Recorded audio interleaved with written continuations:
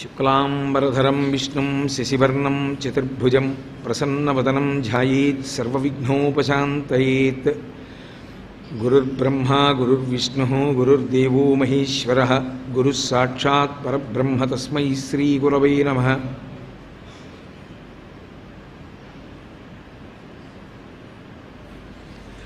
వ్యాసాయ విష్ణురూపాయ వ్యాసరూపాయ విష్ణవే నమో వై బ్రహ్మనిధయే వాసిష్ఠాయ నమో నమః. కూజంతం రామ రామేతి మధురం మధురాక్షరం ఆరుహ్య కవితాశాఖాం వందే వాల్మీకికోకిలం. శ్రుతిస్మృతిపురాణానాం ఆలయం కరుణాలయం నమామి భగవత్పాదశంకరం లోకశంకరం. వాగర్ధావివ సంపృక్తౌ వాగర్ధప్రతిపత్తయే జగతః పితరౌ వందే పార్వతీపరమేశ్వరౌ. సూక్తిం సమగ్రయతున స్వయమేవ లక్ష్మీ శ్రీరంగరాజమహిషీ మధురైకటాక్షైః. వైదగ్ధ్యవర్ణగుణగుంభనగౌరవైర్యాం కండూలకర్ణకుహరాः కవయోధయంతి. హైమోర్ధ్వపుండ్రమజహన్మకుటం సునాసం మందస్మితం మకరకుండలచారుకండం. బింబాధరం బహుళదీర్ఘకృపాకటాక్షం శ్రీవేంకటేశముఖమాత్మని సన్నిధత్తాం. విమలపటి కమలకుటి పుస్తకరుద్రాక్షసస్తహస్తపుటి కామాక్షి పక్ష్మలాక్షి కలిత విపంచి విభాసి వైరించి. మనోజవం మరుతతుల్యవేగం జితేంద్రియం బుద్ధిమతాం వరిష్టం వాతాత్మజం వనరయూధముఖ్యం శ్రీరామదూతం శిరసా నమామి. ఆపదామపహర్తారం దాతారం సర్వసంపదాం లోకాభిరామం శ్రీరామం భూయో భూయో నమామ్యహం. హరి ఓం. పరమేశ్వర స్వరూపైన సభకి నమస్కారం.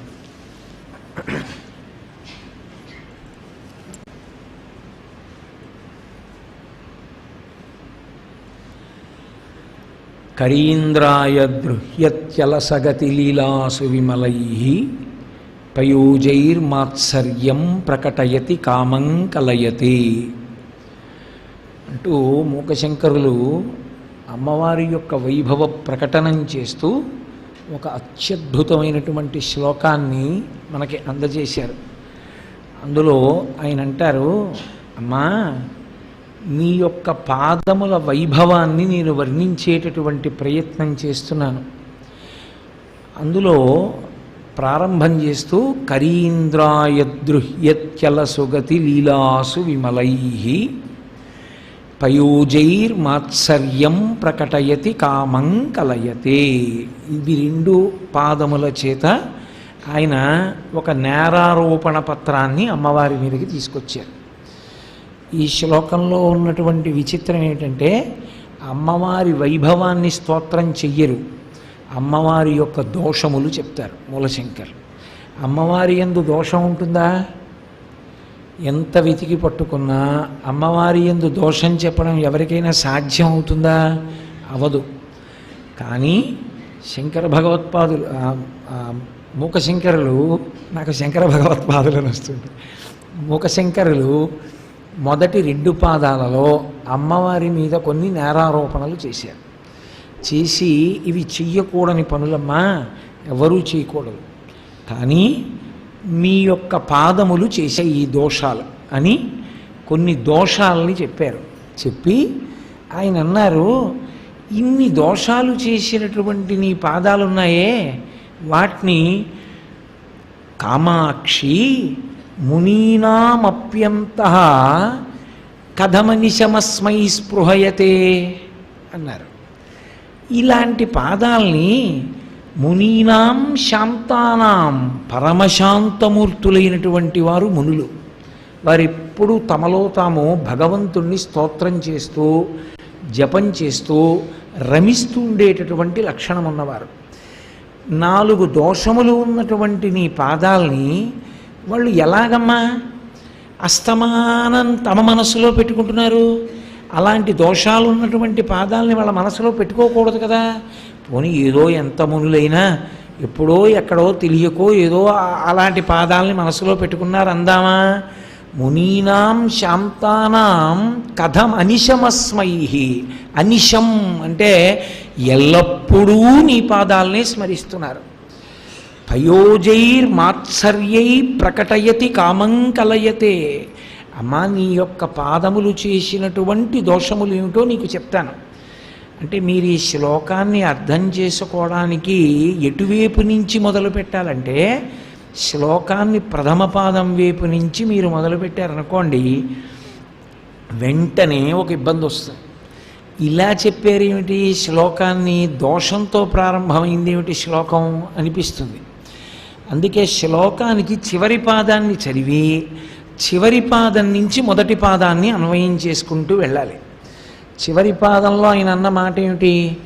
మునీనాం శాంతానాం కథమనిశమస్మై స్పృహయతే. పరమశాంతమూర్తులై ఎప్పుడూ భగవచ్చింతన చేసేటటువంటి మునులు, అమ్మా ఎలా దోషభూయిష్టమైనటువంటి నీ పాదములను మనసులో స్మరిస్తున్నారు అంటే, ఇప్పుడు మీకేమర్థమై ఉండాలి? మునులు దోషములు కలిగినటువంటి వాటిని తమ మనసులోకి రానివ్వరు కదా. దోషములున్న వాటిని తమ మనసులోకి రానివ్వకపోతే, ఇప్పుడు పైన చెప్పినటువంటివి నిజంగా దోషాలా? మీరు జాగ్రత్తగా ఆలోచిస్తే అవి దోషములు కానివా? దోషములు కానివి. కానీ దోషములలా కనపడేటట్టు ఎందుకు చెప్తున్నారు మూకశంకరులు? మనని ఆలోచింపచేయడానికి.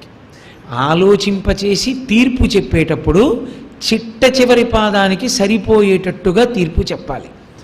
కథం అనిశమస్మై స్పృహయతే. కథం అంటే ఎందుకు, ఎప్పుడు, ఎలా ప్రశ్న వేస్తున్నారు. ఎందుకమ్మా మహర్షులు ఎప్పుడు నీ పాదాలు స్మరిస్తారు, మునులు ఎప్పుడు నీ పాదాలు స్మరిస్తారు ఎందుకు అంటే, ఎందుకు స్మరిస్తారు అన్న కోణంలో శ్లోకాన్ని చెప్పాలి. అప్పుడు అది దోషం కాదు, అమ్మవారి యొక్క గొప్ప గుణముల కింద మారుతుంది. ఇప్పుడు చివరి పాదంలో మునులు ఎప్పుడూ నీ పాదములను ఎందుకు స్మరిస్తారమ్మా అని మూకశంకరులు వేసిన ప్రశ్నని ఆధారం చేసుకుని ఇప్పుడు చదవండి.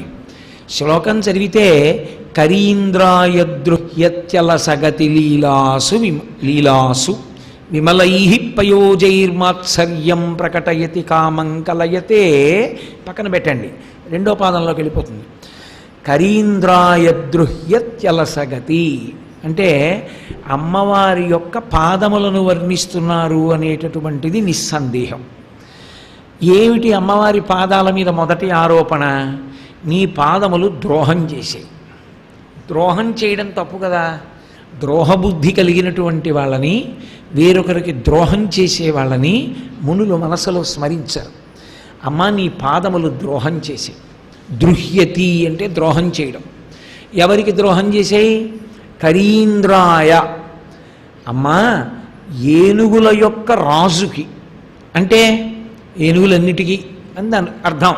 ఇప్పుడు అన్నిటికన్నా గొప్పదైన ఏనుగుల యొక్క రాజుకే ద్రోహం చేస్తే ఇక ఏనుగులన్నిటికీ చేయడం పెద్ద కష్టమా? చేసినట్టే. అమ్మవారి యొక్క దర్శనాన్ని పాదంతో మొదలు పెట్టకూడదు అని ఒక విషయం. ఎందుకనంటే భగవంతుడు స్త్రీయ, పురుషుడా, నపుంసకుడా ఈ వివక్ష ఉండదు. కానీ భగవతిగా అంటే స్త్రీ స్వరూపంగా ఆరాధన చేస్తే అధాంగ పూజ తల నుంచి పాదాలకి చెప్పాలి, పాదాల నుంచి తలకి చెప్పకూడదు. పురుష స్వరూపంగా చెప్తే, ఏ విష్ణు స్వరూపంగానో శివస్వరూపంగానో చెప్తే పాదాల నుంచి తల వరకు చెప్పాలి. అర్ధనారీశ్వర స్వరూపం అయితే అందులో మరి శివపార్వతులు ఇద్దరు ఉంటారుగా, అప్పుడు తల నుంచి పాదాలకో పాదాల నుంచి తలకో ఏదైనా పర్వాలేదు. మరి ఇంత శాస్త్రం తెలిసిన మూకశంకరులు అమ్మవారి పాదాల దగ్గర మొదలెట్టచ్చా శ్లోకం? కరీంద్రాయదృహ్య అల్లసగతి లీలాసు అంటే ఆమె పాదాల గురించి చెప్తున్నట్టు కాదు, ఏనుగు నడకలకి ద్రోహం చేసిన అమ్మవారి పాదాలే. మరి పాదం గురించి చెప్పచ్చా? చెప్పచ్చు. ఎందుకు చెప్పచ్చో తెలుసా? ఆ తరువాతి శ్లోకాల్లో పాదాల దగ్గర మొదలెట్టి పై వరకు వర్ణిస్తే దోషం. ఆ ఒక్క శ్లోకమే చెప్పి మిగిలిన పై శరీర వర్ణన చేయకుండా ఇంకొక విషయం చెప్పేస్తే తప్పు కాదు. దాన్ని తప్పు అనరు. ఆది అని సంస్కృతంలో ఒక మాట. ఆది అంటే నేను నిలబడ్డాను అనుకోండి, ఆది ఎక్కడ, ఇక్కడ ఆదా ఇక్కడ ఆదా, ఇది ఆది అయితే ఇది అంతం, ఇది ఆది అయితే ఇది అంతం కదా.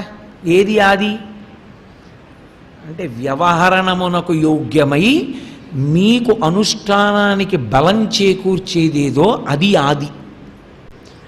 మనం గౌరవ ప్రకటనం చేస్తే ఏం పట్టుకుంటాం? తల పట్టుకుంటామా, కాళ్ళు పట్టుకుంటామా? కాళ్ళు పట్టుకుంటాం. అందుకని ఆది శబ్దమునందు భగవతిని ప్రార్థన చేసినప్పుడు పాదారవిందములతోటే మొదలుపెట్టాలి. అందుకని ఇప్పుడు మూకశంకరుల యందు దోషం ఆరోపించచ్చా? లేదు. ఇక అమ్మవారి విషయానికి వస్తే, అమ్మవారి నడక అంటే అమ్మవారి పాదములు ఏనుగుకి ద్రోహం చేశాయి. ఎందుకని? ఏనుగు నడకకి ఒక ప్రసిద్ధి ఉంది లోకంలో, హంస నడక కూడా ఉంది కదండి అని మీరు నన్ను అడగచ్చు. హంస నడకని చూసిన వాళ్ళు లేరు, ఊహే. ఎందుకంటే లోకంలో కొన్ని పక్షులు, కొన్ని జంతువులు ఇవి నేను చూశాను అని చెప్పిన వాళ్ళు లేరు. ఎవరైనా మహాత్ములు చూసి ఉండొచ్చు, ఏ శంకర భగవత్పాదుల వంటి వారు, కానీ సాధారణంగా నేను దీన్ని చూశాను అని చెప్పిన వాళ్ళు లేరు. ఉదాహరణకి వ్యోమపక్షి అని ఒక పక్షి, అలాగే చాతకము అని ఒక పక్షి, చకోరము అని ఒక పక్షి, అలాగే యాళి అని ఒక మృగం, వీణ మీద ఉండేటటువంటి మృగం, యాళి అనబడేటటువంటి మృగం, హంస, ఇవేవి లోకంలో చూసిన వాళ్ళు లేరు. హంస నడక అంటే ఓసారి చూస్తానంటే హంసని తీసుకురావడం అంటే ఎవరి వల్ల అయ్యే పని కాదు. ప్రపంచంలో ఎక్కడా ఎవరి దగ్గర, ఏ ప్రభుత్వం దగ్గర, ఏ అరణ్యంలోనూ హంసలు ఉన్నట్టు ప్రకటింపబడలేదు. మానస సరోవరానికి హంసలు వస్తాయని. హంస అన్న మాటకు అర్థం ఏమిటో తెలుసా? నిజానికి స్త్రీ సూక్త పురుష సూక్త సమన్వయము చేత ప్రాణాయామ స్వరూపంగా ఊపిరిని నిలబెట్టి క్రమబద్ధీకరించి మనస్సుని వశం చేసుకునే ప్రక్రియకి హంస అని పేరు. అందుకే హంస హంసాయ విద్మహే పరమహంసాయ ధీమహి తన్న హంస ప్రచోదయాత్ అని ఒక లఘు గాయత్రి ఉంది హంస మీద. హంస అంటే హ, హిరణ్యవర్ణాం హరిణీం సువర్ణ రజతస్రజాం అని శ్రీ సూక్తం. స, సహస్రశీర్షా పురుష సహస్రాక్ష సహస్రపాత్ అని పురుష సూక్తం. శ్రీ సూక్త పురుష సూక్తములను ఉదాత్త అనుదాత్త స్వరిత స్వరములతో చదవడానికి ముందు ప్రాణాయామము వలన ఊపిరి యొక్క వేగాన్ని నియంత్రించి, నియంత్రింపబడిన ఊపిరిల వేగములో పరదేవత యొక్క పాదముల కదలికని దర్శించే ప్రక్రియకి హంస దర్శనమని పేరు. కాబట్టి హంస నడక చూస్తాను అంటే చూపించగలిగిన వాడు ఉండడు, కానీ ఏనుగు నడక చూపించవచ్చు. ఎందుకని? ఏనుగుని చూపించడం పెద్ద విశేషం కాదు. ప్రతి పెద్ద దేవాలయాల దగ్గర ఏనుగులు ఉంటాయి. ఏనుగు నడిచేటప్పుడు చాలా అందంగా నడుస్తుంది. అయితే చూడ్డానికి దృష్టికోణం అని ఒకటి ఉంటుంది. అసలు ఆ దృష్టికోణం లేకపోతే ఏనుగు నడిచినా ఓలాగే ఉంటుంది, గాడిద నడిచినా ఓలాగే ఉంటుంది. అనుభవించగలిగిన హృదయం ఒకటి ఉండొద్దు. అనుభవించగలిగిన హృదయం ఉన్నవాడికి ఏనుగు దగ్గర నుంచి కదలలేడు. ఏనుగు అంత వైభవోపేతమైన ప్రాణి. ఏనుగులాంటి ప్రాణి ఎక్కడ ఉండదు. ఏనుగు ఆడుకోవాలంటే దానికి ఏం అక్కర్లేదు. దాని వెనక్కాలు గొలుసుతో కట్టి ముందు కాలు గొలుసుతో కట్టేస్తే అది ఇంత చెరుకు ముక్క కట్టుకుని గంటలు గంటలు ఆడుకుంటుంది. మొన్ననే శ్రీ వెంకటేశ్వర స్వామి వారి యొక్క జంతు ప్రదర్శనశాలకి వెళ్ళాం మేము. వెళ్తే అన్నిటిలోకి చిన్న ఏనుగు. అది ఖాళీగా ఉండడం ఇష్టం లేక దాని వెనక్కాలు ముందు కాలు కట్టేస్తే ఇంత చిన్న పొల్లో తట్టుకుని ఎంత గొప్పగా ఊగుతోందో, దాంతో సమానంగా డ్యాన్స్ ఎవరూ చేయలేరు అసలు. అలా ఊగుతూనే ఉంది అది. మధ్య మధ్యలో దానికి చికాకు వస్తే ఎదురుగుండా ఉన్నవాడిని ఆ పొల్లెట్టి కొడుతోంది విసిరి. ఏనుగు అంత గొప్పగా ఉంటుంది. దాని లక్షణం అది, ఆ ఏనుగుది. అసలు ఆ ఏనుగు పురాణంలో ఎన్ని చోట్ల చెప్పబడుతుందో. గజేంద్ర మోక్షణం అని దాని మీద ఒక పెద్ద ఆఖ్యానమే ఉంది కదా. కాబట్టి ఆ ఏనుగు యొక్క నడక చాలా గొప్పది. ఏనుగుకి ద్రోహం అమ్మవారు చేసింది అని పురాణంలో ఎక్కడా లేదు. అమ్మవారు ఏనుగులకి ద్రోహం చేసిందని కానీ, ఏనుగుల్ని రక్షించిందని కానీ అలా ఏం లేదు. ఏనుక్కి ద్రోహం చేసినవాడు ఆవిడ భర్త. ఎందుకని? గజాసుర సంహారం ఆయన చేశాడు. ఏనుగు రూపంలో ఉన్నవాడే గజాసురుడు. ఆ గజాసురుడితో యుద్ధం చేసి చికాకొచ్చి ఆయనకి అకస్మాత్తుగా గుర్తొచ్చింది, ఏమిట్రా ఈ టైం వేస్ట్ పనులు, వీడితో యుద్ధం ఏమిట్రా నాకు అని త్రిశూలాన్ని తీసుకొచ్చి ఇలా పొడిచాడు. గుచ్చుకుంది బాగా. ఇలా పైకెత్తి త్రిశూలాన్ని పక్కన పెట్టుకుని ఆ పైన వాడు గింజుకుంటున్నాడు ఊడి పడలేక. నీ పని ఇది, నా పని అదని ఆయన ధ్యానం చేసుకుంటున్నాడు. అప్పుడు వాడు గింజుకున్న కొద్దీ నెత్తురు కారిపోయింది త్రిశూలంలోంచి. చచ్చిపోయే ముందు పరమేశ్వరుడు తన వంక చూడాలంటే ఏం చేయాలి? సామవేదం పాడాడు వాడు. సామవేదం పాడితే ఆయన తలెత్తి చూశాడు. అది అసుతోషుడు అంటే. ఇంత తప్పు చేసిన వాణ్ణి సామగానానికి తలెత్తాడు. అందుకే సంగీతం సామవేదాంతర్గతం. సామ అంటే శాంతి అని. శిశుర్వేత్తి పశుర్వేత్తి వేత్తిగాన రసంఫణి, అది శాంతికారకం సంగీతం. కాబట్టి ఆయన ఇలా పైకి చూశాడు. చూసి అబ్బా చాలా బాగా పాడేవురా సామగానం, ఏం కావాలన్నాడు. అయ్యా మీరు నన్ను ఎక్కడ చంపేశారో అక్కడ ఒక లింగస్వరూపంతో వెలియండి, నా తోలు ఒలిచి కట్టుకోండి, నా పేరు మీద మీరు కృత్తివాసేశ్వరుడు అనబడాలన్నాడు. అంటే కృత్తివాసేశ్వర లింగము అని కాశీపట్టణంలో ఒక అద్భుతమైన శివలింగం. హరిప్రసాద్ గారు మేమందరం వెళ్ళి దర్శనం చేసి వచ్చాం కూడా. చాలా బాగుంటుంది ఆ దేవాలయం, పరమ పరిశుభ్రంగా ఉంటుంది. కాబట్టి ఏనుక్కి ద్రోహం చేసిన వాడు పరమేశ్వరుడు. పైగా అసలు పరమేశ్వరుడు తన భార్యకు గొలుసుకొన్నట్టు కానీ ఓ చీరట్టుకొచ్చినట్టు కానీ ఏ పురాణంలో లేదు, ఎక్కడా లేదు. ఆయన అంటూ తెచ్చింది ఒకే ఒక్క నగ ఉంది అమ్మవారి కోసం. ఆవిడికి లేక కాదు, ఆవిడే చింతామణులకు చింతామణి, దరిద్రాణం చింతామణి గుణనిక, జన్మజలధౌ నిమగ్నానాం దంస్ట్రా మురరిపు వరాహస్య భవతి అంటారు శంకరులు. అటువంటి తల్లి ఆవిడికి లేక కాదు, కానీ ఆయన తేవడం అన్న ప్రీతోటి ఉంటుంది కదూ. ఎప్పుడు చీరన్నా వెళ్ళి ఓ తెచ్చుకోవాలి నీ ఇష్టం అనడమే కానీ పద నేను వస్తాను అంటే పురుషుడు. అలా ఓసారి వెళ్ళి ఇది నీకు బాగుంటుందో అంటే ఆవిడికి పెద్ద పండగ, ఆ చీర దాచుకుంటుంది. ఇది మా ఆయన వచ్చి కొనిపెట్టిన చీర అని. ఎందుకని ఆయన ఎప్పుడన్నా వెడితే కదూ, వెళ్ళాడా కొన్నాడా. పరమశివుడు అమ్మవారికి తెచ్చాడని లేదు, ఆయన తెచ్చిన నగ ఒక్కటే. ఏమిటో తెలుసా? గజాసుర సంహారం చేసినప్పుడు ఆ ఏనుగు కుంభస్థలంలో ముత్యాలు ఉంటాయి. నన్నయ్య గారు శాతన ఖగ్ర ఖండితల సన్మజ కుంజర కుంభముక్త ముక్త తతశైల అంటాడు మహాభారతంలో. ఆ ఏనుగుని సింహం పంజా పెట్టి కొట్టి మాంసం తింటున్నప్పుడు ముత్యాలు కింద పడతాయి. గజాసురుని యొక్క కుంభస్థలంలోని ముత్యాలని పేటలుగా చేసి పార్వతీదేవి మెడలో వేశాడు ఆయన. అందుకని ఒక విధంగా ఆవిడికి ఆ ఏనుగంటే చాలా గౌరవం. ఆవిడ గజవాహనం ఎక్కి తిరుగుతూ ఉంటుంది. అటువంటి తల్లికి ఏనుగుకి ఎందుకు ద్రోహం చేస్తుంది? ఆవిడ ఏనుగుకి ద్రోహం చేసిందని ఎక్కడైనా ఉందా? ఎక్కడ లేదు. మరి ఎలా అన్నారు మూకశంకరులు అంటే ఒకటే, ఏనుగుకి ఉన్నటువంటి గొప్పతనాల్లో ఒకటి ఏనుగు యొక్క నడకయే. అంత అందంగా నడుస్తుంది అని చెప్పాలంటే గజగామిని, ఏనుగులా నడుస్తుంది అంటారు. పురుషుడికి అన్వయం అవ్వదు అది, ఒక్క ఏనుగుకి. ఏనుగు యొక్క నడక స్త్రీకే అన్వయం అవుతుంది. కాబట్టి అంత అందంగా నడవగలిగినటువంటి ఏనుగు యొక్క నడకల యొక్క మర్యాదని ఆవిడ తీసేసింది. ఎందుకని? అంతకన్నా చాలా గొప్పగా ఆవిడ నడుస్తుంది. ఆవిడ నడిస్తే అంత గొప్పగా ఉంటుంది. అమ్మవారి తత్వాన్ని బాగా అనుభవించినటువంటి వారు ముత్తుస్వామి దీక్షితుల వారు, శ్యామశాస్త్రి గారు.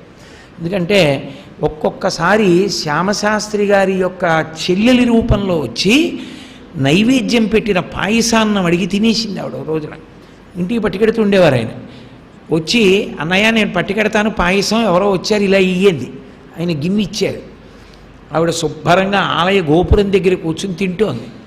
వచ్చిన వాళ్ళు చూసి ఇదేమిటి ఇలా తినేస్తోంది ఈ పిల్ల అనుకున్నారు. శ్యామశాస్త్రి గారు ఇంటికి వెళ్ళారు. ఎరా ప్రసాదం ఏది అన్నారు.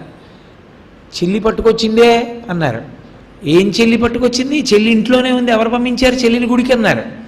శ్యామకృష్ణ సహోదరి అని రాసుకున్నారు ఆయన అమ్మవారు.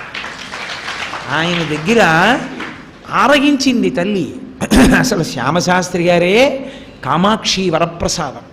అందుకే కామాక్షి ఎప్పుడూ తాంబూల చర్వణం చేస్తుంది, శారద కూడా చేస్తుంది.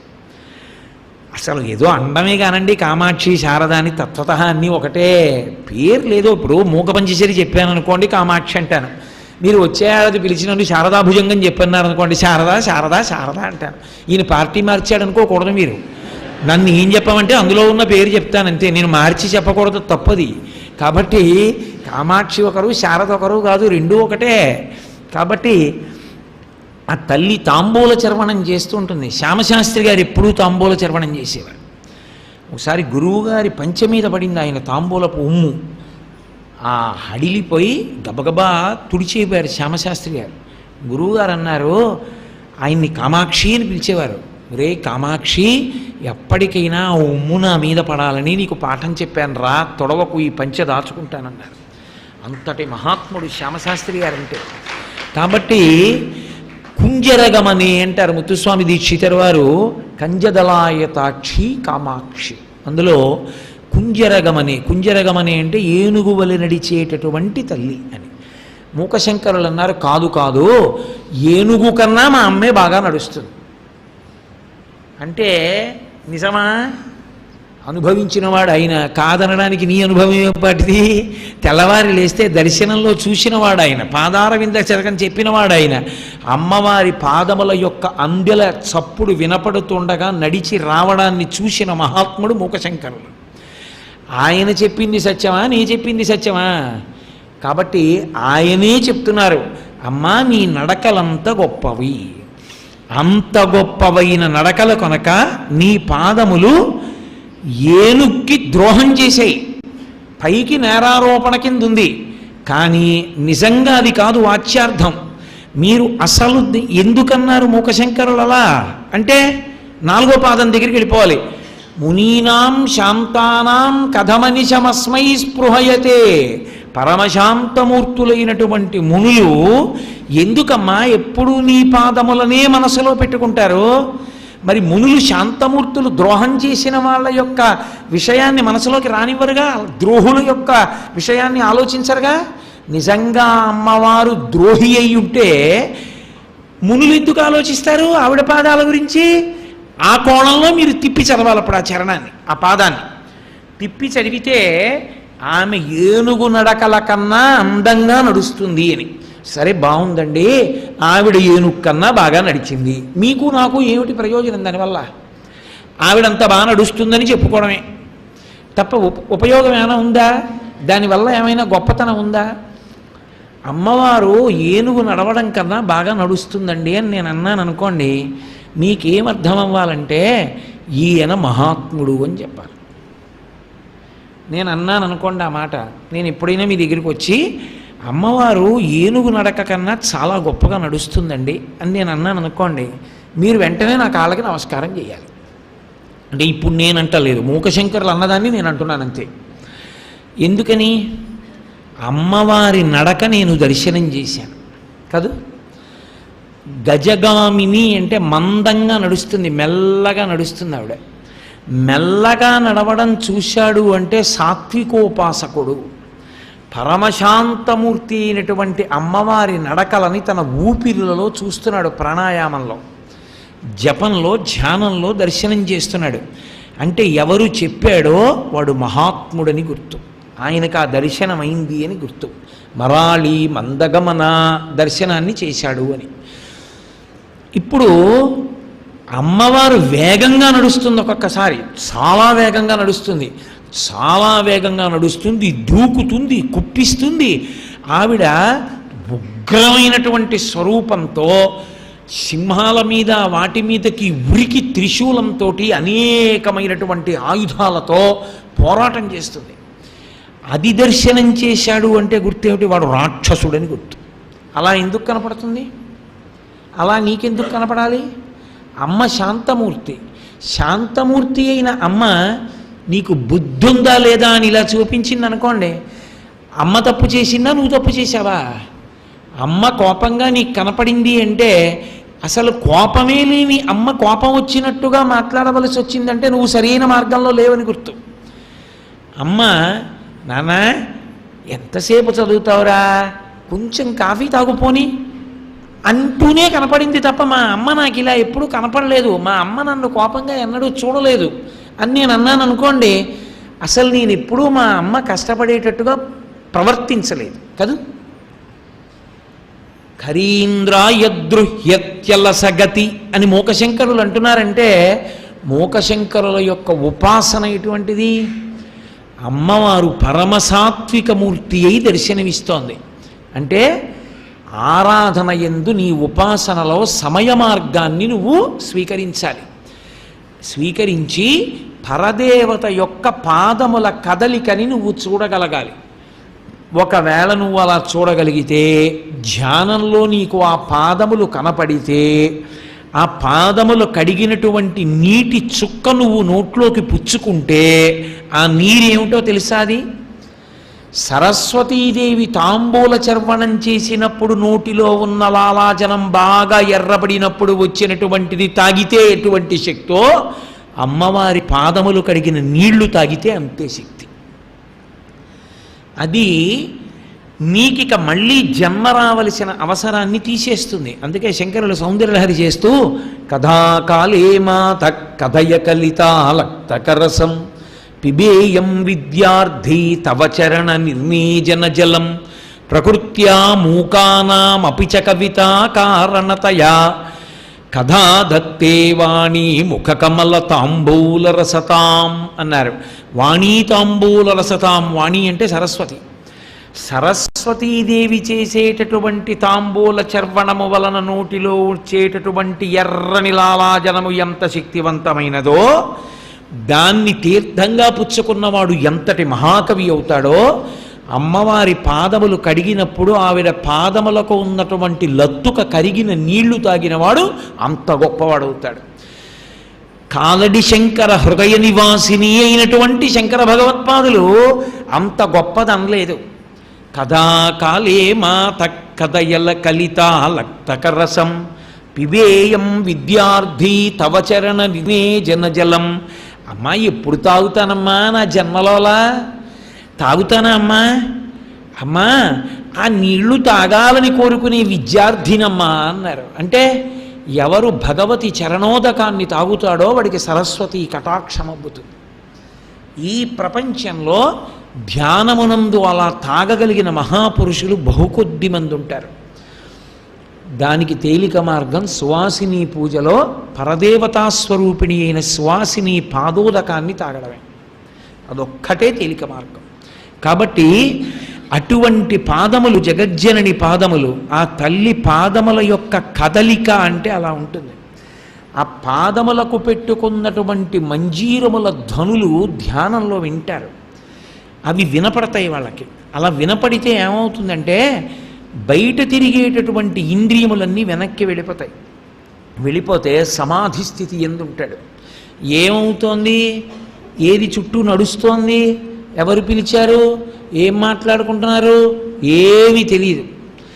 ఏమీ తెలియని స్థితిలో శ్రీశైల శృంగకు హరేషు కదోపలప్స్యే గాత్రం యదామ మలతాహ పరివేశయంతి కర్ణే యదాహ విరచయంతి ఖగాశ్చ నీడాస్ అంటారు. అందుకే బాగా ధ్యానానికి అలవాటు పడిపోయినటువంటి వాళ్ళు కించిత్ అస్వస్థతకి గురవుతూ ఉంటారు కూడా. కారణం ఏమిటో తెలుసా? ఆ ఊపిరి నియంత్రణం అలవాటు అవుతుంది. ఆ ఊపిరి నియంత్రణం అలవాటైన కారణం చేత బాహ్యంలో ఉన్నప్పుడు కూడా తరచు పరధ్యానంలోకి జారిపోతూ ఉంటారు. 4 మాటలు మాట్లాడడం, మళ్ళీ పరధ్యానంలోకి వెడుతూ ఉండడం, మళ్ళీ మాట్లాడుతూ ఉండడం, అలా చేస్తూ అందరికన్నా కొంచెం ఏదో విచిత్రంగా ఉన్నట్లుగా కనపడతారు. 2 తరచు కోప్పడతారు. అందుకే ధ్యానావస్థలో ఉందాము అనుకున్నటువంటి వాడి జోలికి వెళ్ళకూడదు. అది వెళ్ళడం ప్రమాదకరం. ఎందుకంటే ఆయన మంచి ధ్యానంలో ఉండగా మీరు ఇబ్బంది పెట్టారనుకోండి, చటుక్కున కోపం వస్తుంది. కోపం వచ్చేదని అన్నాడు అనుకోండి, అవుతుంది. వెళ్ళకూడదు. అందుకని ధ్యానంలో ఉన్నవాడిని బహిర్ముఖుణ్ణి చేయకపోవడానికి కారణం ఏంటంటే ఆయన ఆ సంతోషాన్ని పొందుదాం అనుకున్నప్పుడు అలా విడిచిపెట్టాలి. అందుకే ఊరు మధ్యలోనో ఓ ఇంట్లోనో కూర్చుని నేను ధ్యానం చేస్తానంటే చెప్పి చెయ్యాలి. చెప్పకుండా ఎక్కడ చెయ్యాలంటే అందరూ పడుకున్నప్పుడు యా నిశా సర్వభూతానాం తస్యా జాగ్రత్త సంయమి యస్యా జాగ్రత్త భూతాని సా నిశాః పశ్యతో మునీః అంటాడు భగవద్గీతలో గీతాచార్యుడు. అందరూ నిద్రపోతూ ఉండగా ఎవ్వరూ అక్కడికి వెళ్ళరన్న ప్రదేశాలను ఎంచుకుంటూ ఉంటారు. సందర్భం వచ్చింది కాబట్టి చెప్తున్నాను. మా గురువుగారు సముద్రపు ఒడ్డున ఉండేటటువంటి బండరాళ్ల మధ్యలోకి వెళ్ళి రాత్రి 10 గంటల వేళ ఎవ్వరికీ కనపడకుండా కూర్చుని పంచాక్షరీ జపాన్ని మొదలు పెడితే మరునాడు సూర్యోదయ కిరణాల వేడికి లేస్తారు, లేచి వస్తూ ఉంటారు. ఆయన శిష్యరికంలో ఉన్నవాణ్ణి కాబట్టి నాకు ఒక్కడికే తెలుసు గురువుగారు అలా వెడతారని. వెళ్ళి అలా ధ్యానం చేస్తారు. ఎంత నిర్భయుడంటే మా గురువుగారు, ఆయన ఒకసారి నేను ఆయన శ్మశానానికి వెళ్ళవలసి వచ్చింది. మా అమ్మగారు శరీరం విడిచిపెట్టినప్పుడు ఏదో పదార్థం ఆలస్యమైంది. ఆయన అన్నారు, రేయ్ తేవడానికి 1 గంట పడుతుంది, నేను పడుకుంటాను తర్వాత లేపు అన్నారు. ఇక్కడ పడుకోవడం ఏమిటి గురువుగారు అన్నారు. ఇక్కడ పడుకోవడం ఏంటేమిటిరా, పడుకుంటాను ఏం చేయను, ఖాళీ కదరా, నాకు ఇప్పుడు ఏముంది పని అని ఓ పుల్ల మొక్కోటి తీసుకుని అక్కడ పుర్రు ఉంటే దాన్ని తోసేస్తే ఎంత దూరం వెళుతుంది, అంత దూరం వెళ్ళింది. ఆయన పై తుండు తీసి వేసుకొని శుభ్రంగా గాఢ నిద్రపోయారు. ఏదో పదార్థం ఏదో వచ్చాక లేపాను, గురువుగారు అని. లేచాక నేను ఉండబట్టలేకన్నాను, గురువుగారు ఇక్కడ నిద్ర ఎలా పట్టిందండి మీకు అన్నాను. ఆయన అన్నారు, ఊరే స్వామి తిరిగే ప్రదేశమే ఇది కదరా, ఇక్కడ నిద్రపోకపోతే ఇంకెక్కడ నిద్రపోతావురా అంటే నేను తెల్లబోయాను నిజంగా. అది పరమేశ్వర భక్తి అంటే అలా ఉంటుంది. ఆ దీక్ష నమ్మకం అలా ఉంటుంది. మహానుభావుడి చేతిలో 5 శివలింగములను పెట్టి అభిషేకం చేస్తుంటే చూడాలి ఆయన తేజస్సు ఏమిటో. పైకి చెప్పరు, ఎవరితో మాట్లాడరు కాబట్టి ఆయన గురించి తెలియదు. అటువంటి మహాపురుషుడి దగ్గర మంత్రోపదేశం పొందడం నా అదృష్ట హేతు నా జీవితంలో. కాబట్టి నేను ఎందుకు మనవి చేస్తున్నానంటే, ధ్యానమునందు దర్శనం చేస్తారు మహాభక్తులైనటువంటి వారు. ఆ తల్లి పాదములు కనపడ్డాయా ఇక మళ్ళీ పుట్టవలసిన అవసరం ఉండదు. కాబట్టి అమ్మా, నీ పాదములు ఏనుగుల యొక్క నడకలకు ద్రోహము చేయిస్తున్నాయి. ఇప్పుడు చెప్పండి, అది నేరారోపణమా, అమ్మవారి యొక్క వైభవ కీర్తనమా? వైభవ కీర్తనము. వైభవ కీర్తనమని మీరు ఎప్పుడంటారు? అలా ఉందా అక్కడ శ్లోకంలో? లేదు. ఎక్కడి నుంచి వస్తే అవుతుంది మళ్ళీ? మునీనామప్యంత అన్న దగ్గర నుంచి మళ్ళీ వస్తూ ఉండాలి. మునులు ఎందుకు స్మరిస్తారు? మునీనాం శాంతానాం కథమనిశమస్మై స్పృహయతే అన్నదాన్ని తెచ్చి తగిలిస్తూ ఉండాలి. ప్రతి మాటకి దాన్ని తెచ్చి తగిలించి విచారణ చేస్తే ఎందుకన్నారో మూకశంకరులు అర్థమవుతుంటుంది. ఇప్పుడు కరీంద్రాయదృహ్యత్యలసగతి లీలాసు విమలై పయోజైర్మాత్సర్యం ప్రకటయతి. 2 ఆరోపణ చేస్తున్నారు. అమ్మా, విమలై ఏమి చిన్న మచ్చ కూడా ఉండదమ్మా, అంత స్వచ్ఛంగా ఉంటుంది. ఏమిటది? విమలై పయోజై అంటే నీటి యందు పుట్టినది. నీటి యందు పుట్టినది తామర పువ్వు. తామర పువ్వు అంత అందంగా ఉంటుంది. పయోజైర్మాత్సర్యై ప్రకటయతి. నీ పాదమమ్మా అంత స్వచ్ఛమైనటువంటి తామర పువ్వుతో మాత్సర్య ప్రకటనం చేసింది. అంటే శత్రుత్వం, అసూయా ప్రకటనం చేసింది. తప్పు కదా? మరి తప్పు అయితే అమ్మ అటువంటి పాదాన్ని ఇప్పుడు అక్కడ వరకే వింటే నేరారోపణ, మళ్ళీ చివరి నుంచి తీసుకురండి. మరి మునులు ఎందుకు స్మరిస్తున్నారు? తీసుకురండి, అర్థం మారిపోతుంది. మునులు ఎందుకు స్మరిస్తారా పాదాన్ని అంటే, మీకు ఎప్పుడైనా పద్మము అని నేను అన్నాను అనుకోండి, తామర పువ్వు అని, వెంటనే మీరు గుర్తుపెట్టుకోవలసినవి 5 లక్షణాలు ఉంటాయి దానికి. ఒకటి వికసనము, అది బాగా విచ్చుకుని ఉంటుంది. 2 అందులోంచి వచ్చేటటువంటి సౌరభము, సువాసన. అది పుట్టేది బురదలో. వికసనమునకు కారణము సూర్యకిరణము. ఈ 4 కాకుండా దాని యందు తేనె ఉంటుంది. ఈ 5 కలిగినటువంటిది తామర, పద్మం. కువలయై అంటారు. అటువంటి తామర బురదలో పుడుతుంది. బురదలో ఉన్నటువంటి అన్నిటికీ బురద స్పర్శ ఉంటుంది. బురదలో పుట్టి బురదలో పైకి లేచి బురదలో మొగ్గగా ఉండి బురదలో విచ్చుకున్న తామర పువ్వు మీద చుక్క బురద ఉండవు. పైగా ఒక్క తామర పువ్వుకున్న లక్షణం ఏమిటో తెలుసా? దానితో కలిసి ఉన్న వాళ్ళందరూ ఎవ్వరూ కూడా గౌరవనీయమైనటువంటి స్థితిలో ఉన్నవాళ్ళు కారు. బురదలో బురదపా ఉంటుంది, బురదలో జలగ ఉంటుంది, బురదలో పురుగులు ఉంటాయి, బురదలో కప్పలు ఉంటాయి, బురదలో చేపలు ఉంటాయి. ఇందులో ఏవి గొప్పవి? గొప్పవేం కావివి. ఇవన్నీ తామర పువ్వుతో కలిసే పుడతాయి. అన్నీ తామర పువ్వుతో కలిసి పుడితే ఆ బురదలో పుట్టిన తామర పువ్వు ఒక్కటే సూర్యకిరణానికి విచ్చుకుంటుంది. దాని కడుపు నిండా తీయటి తేనె ఉంటుంది. చిత్రం ఏమిటంటే తమతోనే కలిసి పుట్టినటువంటి తామర పువ్వులో ఇంత తేనె ఉందని అక్కడే ఉన్న కప్పకి చాపకి తెలియదు. ఎవరికి తెలుసు? దూరంగా ఉన్న అడవిలోని భృంగానికి తెలుసు, సీతాకోక చిలుకకి. అది వస్తుంది దీనికోసం, వచ్చి దీని మీద వాలి దీనిలో ఉన్న తేనెని ఆ భృంగం తాగుతుంది. అరే మనతో కలిసి పుట్టింది, దీనికోసం సీతాకోక చిలుకలు వచ్చాయి, మన ఎవరి మీద వాలవు, దాని మీద వాలి ఏం తాగుతోందిరా అని ఒక్క మూర్ఖ కప్పకి చాపకి అర్థం కాదు. మహాభాగవతోత్తముడు నీతోనే కలిసి ఉన్నా నీకు అర్థం కాదు, నువ్వు కాపా చాప చెక్క అయి ఉంటే. భృంగానికి తెలుసు, ఎక్కడో ఉన్నా దానికి తెలుసు అది తామర పువ్వు అని. అందుకే భక్తుడికి మారు పేరు ఏమి అంటే పద్మమే. సంసారం అనేటటువంటి బురదలో పుడతాడు, సంసారములోనే ఉంటాడు. సంసార పంక నిర్మగ్న సముద్ధరణ పండిత అని పేరు ఆవిడికి. పంక నిర్మగ్న అంటే బురదనందు కూరుకుపోయినవాడు. బురదలోనే ఉంటుంది తామర పువ్వు.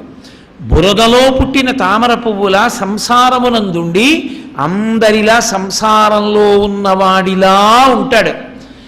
కానీ అసలు సంసారమునందు ఆయన యొక్క మనసు ఎంతసేపు తగులుకునుంది?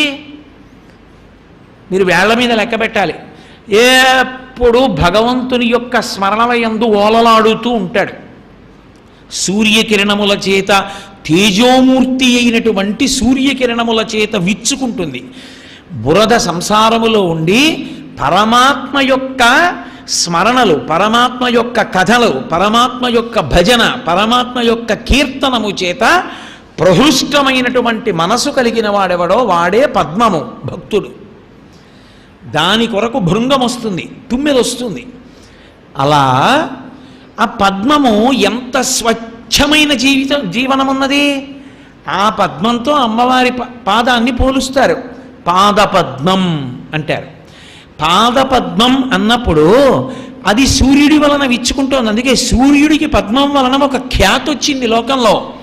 తిక్కన గారు మహాభారతం చేస్తూ నీరజాకరములు నిష్ఠయై చేసిన భవ్య తపంబు ఫలమనంగా దినసముఖాకి నందిత చక్రయుగ్మకంబులయనురాగంపు బ్రువనంగా హరిహర బ్రహ్మ మహానుభావంబులు ఒక్కటింగాగ గరగిన కట్టియనగా అతుల వేదత్రయల తికాచయము పెనుబొందన్ పుట్టెడు మూల కందమనగా అఖిల జగముల కందెర ఎగుచు జనసమాజ కరపుట హృదయ సరోజములకు ముకుళనంబును జృంభణంబును నర్చి భానుబింబంబు పూర్వాద్రిపై విలింగే అంటాడు.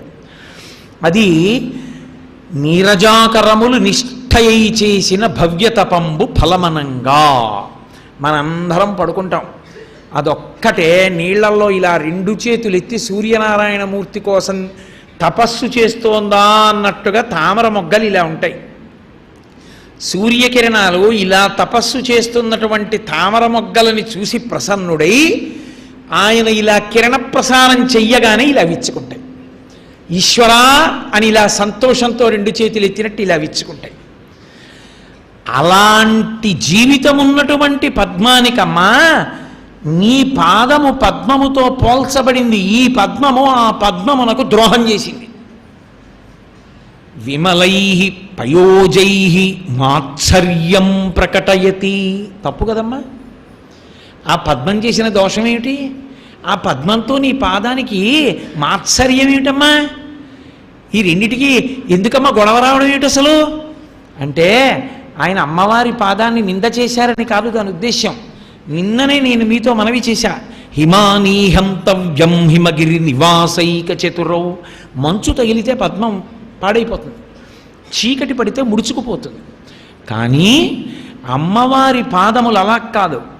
తామర పువ్వు లక్ష్మీదేవిని తనలో కూర్చోపెట్టుకుంటుంది తప్ప అమ్మవారి పాదములు అలా కాదు, లక్ష్మీదేవిని అందరికీ ఇస్తాయి ఆ పాదాలు కాదు. తామర పువ్వు లక్ష్మిని ఒక్కదాన్నే ఇస్తుంది, అమ్మవారి పాదం సరస్వతీ కటాక్షాన్ని, లక్ష్మీ కటాక్షాన్ని, మీకు కావలసినటువంటి సమస్తమైన శక్తిని అన్నిటినీ తల్లి ఇవ్వగలదు. అందుకే కదా యాదేవీ సర్వభూతేషు లజ్జారూపేణ సంస్థిత, క్షుధారూపేణ సంస్థిత, నిద్రారూపేణ సంస్థిత. మీకు ఏవి కావాలో అవన్నీ ఇవ్వగలిగినటువంటి శ్రీపాదములు అమ్మవారి పాదములే. అన్ని లక్షణములు ఉన్నవి అమ్మవారి పాదములు. పాద పద్మములు అంటాం, వీటిని పద్మములు అంటాం. పద్మములు అని పిలిచినంత మాత్రాన అమ్మవారి పాదపద్మములతో అవి సరిపోలగలవా? సరిపోలలేవు.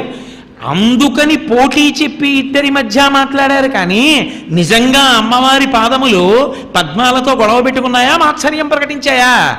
ఈ పద్మం ఏం చేయగలదు?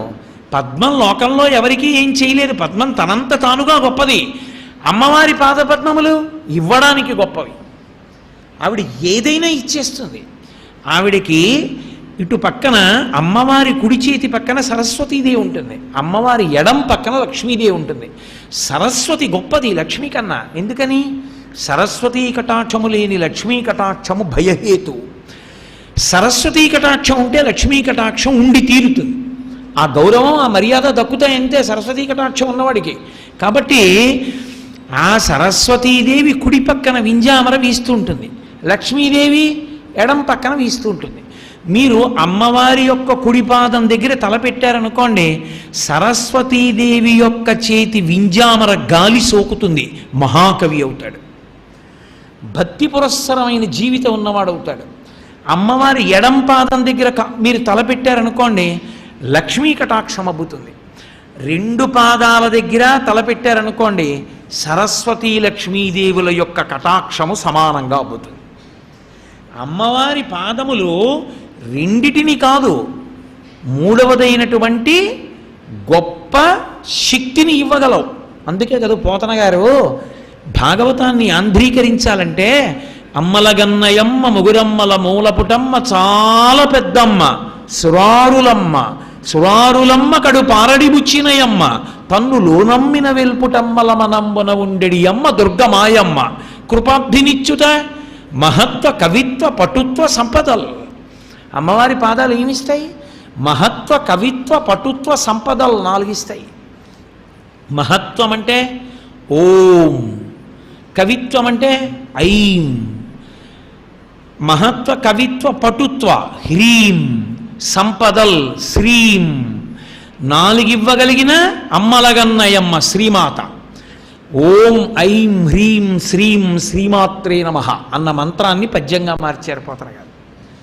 కాబట్టి అమ్మవారి పాదములు ఏవివ్వగలవు అంటే, నీవు ఎన్ని మాటలు నమస్కారం చేస్తే ఇస్తుంది అంటే శంకరాచార్యులు వారు చెప్పారు, నీవు పరమభక్తుడవైతే నువ్వు 100 మాటలు నమస్కారం అక్కర్లేదట అమ్మవారి దగ్గర. సకృన్నత్వానత్వా కథమివ సతాం సన్నిధదతే. సకృన్నత్వానత్వా, సకృత ఒక్కసారి అమ్మవారి దగ్గర ఇలా వంగితే చాలట. ఏ కారణం చేత వంగా వదిలేయి, అమ్మవారి పాదములు పట్టుకున్నావా ఇచ్చేస్తుందంటే ఆవిడ. ఒక్కసారి వంగితే ఇచ్చేసింది ఆవిడ ఎంతమందికో. ఒకానొకప్పుడు కాళిదాస మహాకవి పెంకితనం చేశాడు. ఉజ్జయిన్లో మహాకాళి బయటికి వెడుతుంది, ఊరంతా కాపలా కాయడానికి రాత్రి. తన భార్య చెప్పిన మాటకి లోపలికి వెళ్ళి తలుపు వేసేసుకున్నాడు. అమ్మవారు వచ్చింది, తలుపు తీయండి. ఆవిడ తీసుకోలేదా? ఆయనకున్నటువంటి దృఢదీక్షని చూడాలనుకుంది. తలుపు తీయండి, నే తీనన్నాడు. ఎందుకు తీయవు? విద్య, నాకు విద్య అన్న రాదు, విద్య చదువు కావాలి, నాలుక పెట్టు బయటికి. ఎంత అమాయకుడో చూడండి, తలుపు ఓరగా తీసి నాలుక బయటెట్టాడు. ఆవిడ ఆయన నమ్మకాన్ని మెచ్చుకుంది. నేనున్నాను, ఇవ్వగలనని నమ్మాడు. నన్ను మోసం చేయడం కాదు, తలుపు తీసుకోవడం ఆవిడికి రాదండి. ఆవిడే తలుపులమ్మ తల్లి. కానీ ఆయన నమ్మకాన్ని చూసింది. ఎడం చేత్తో పట్టుకుని నాలుక ముందుకు లాగి కుడి చేత్తో బీజాక్షరాలు రాసింది. రాయగానే కాళిదాసు తలుపు తీశాడు. వచ్చినదెవరు? కాళీ స్వరూపం. ఆయనకి ఎలా కనపడింది? శ్రీ విద్యాతంత్ర పరిపూర్ణ స్వరూపంగా భాషించి. అందుకే శ్లోకం అలా పడింది. మాణిక్య వీణాం ఉపలాలయంతీం మదాలసాం మంజులవగ్విలాసాం మహేంద్ర నీలద్యుతి కోమలాంగీం. మహేంద్ర నీలద్యుతి కామాక్షి.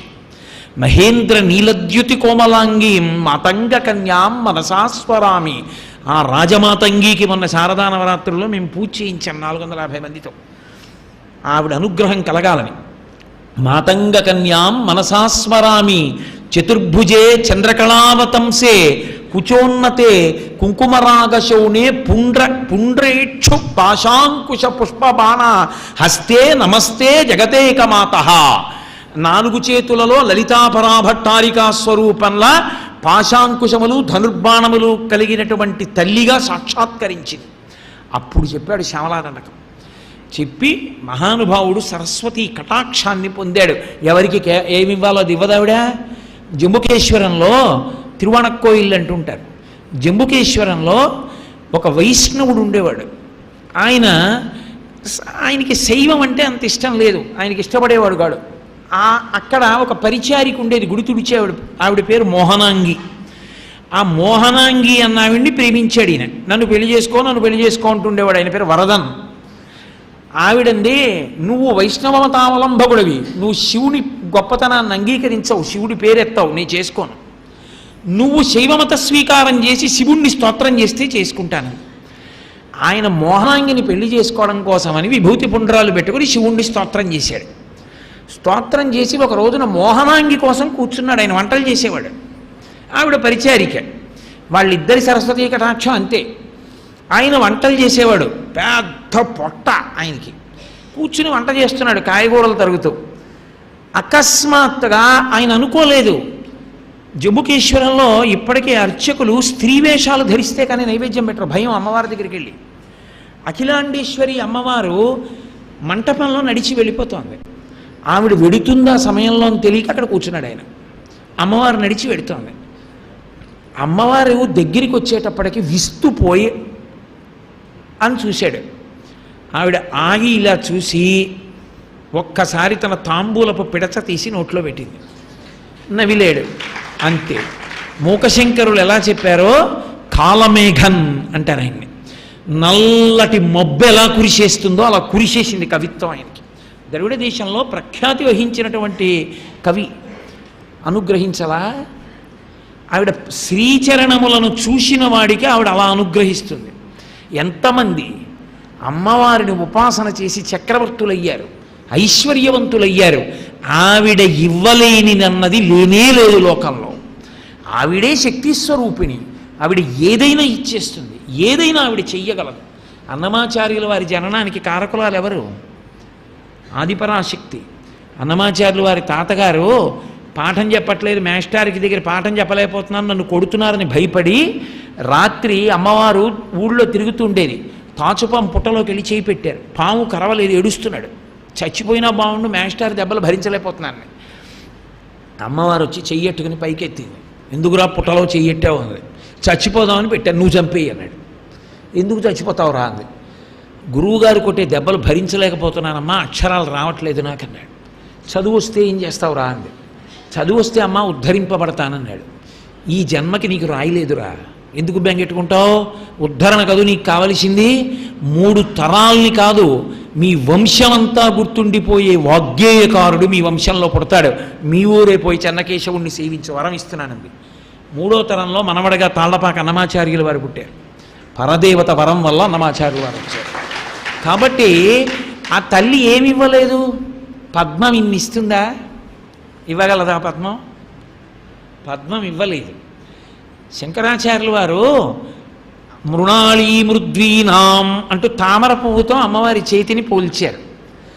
కొంతమంది అన్నారు తామర పువ్వుతో పోల్చారు కదా శంకరాచార్యుల వారు, ఆ తామర పువ్వుతో పోలిస్తే అది సిత తామర అనో మాట ఉంది లోకంలో, తెల్ల తామర అని.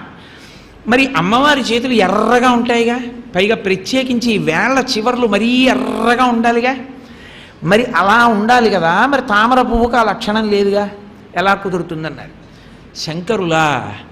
ఆయన వెంటనే ఇంకో శ్లోకం చేస్తూ అన్నారు, లక్ష్మీదేవి తామర పువ్వులో కూర్చుంటుంది కదూ, కూర్చున్న లక్ష్మీదేవి ఏం చేస్తుంది, సువాసిని కనుక కాళ్ళకి పారాణి పెట్టుకుంది. పారాణి పెట్టుకుంటే ఏమవుతుంది, చేతుల నిండా పారాణి అంటుకుంది. ఇప్పుడు లేచి వెళ్ళి ఏదో బట్టకి తుడుచుకోవాలి, అబ్బా మళ్ళీ లేచి వెళ్ళి ఎక్కడ తుడుచుకుంటాను లేదు అని ఆ తామర రేకుల చివరి ఇలా తుడుచుకుంది. లక్ష్మీదేవి పారాణి పెట్టుకుని తుడుచుకున్న తామర పువ్వు అమ్మవారి చెయ్యన్నాను నేనన్నారు.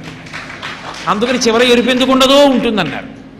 ఆ పువ్వును చూసావా, చూస్తే కాదని చెప్పాలి. ఆ లక్ష్మీదేవి కూర్చొని పారాణి పెట్టుకుని తుడిచిన ఆ తామర రేకుల చివర్లు కలిగినటువంటి చేతులున్న తల్లి అన్నారు. కాబట్టి అమ్మవారి పాద దర్శనమును పొందినటువంటి వాడు పొందలేని అభ్యున్నతి లోకంలో ఉంటుందా, ఉండదు. ఆ తల్లి ఏదైనా ఇవ్వగలదు.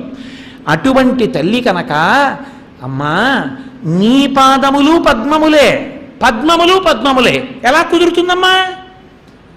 అందుకని రెండు కుదరదు కాబట్టి మేమంటున్నాం, రెండిటికీ పద్మం అన్న పేరు ఎలా కుదురుతుందమ్మా? ఈ పాద పద్మములు గొప్పవి కాబట్టి పయోజైర్మాత్సర్యై ప్రకటయతి.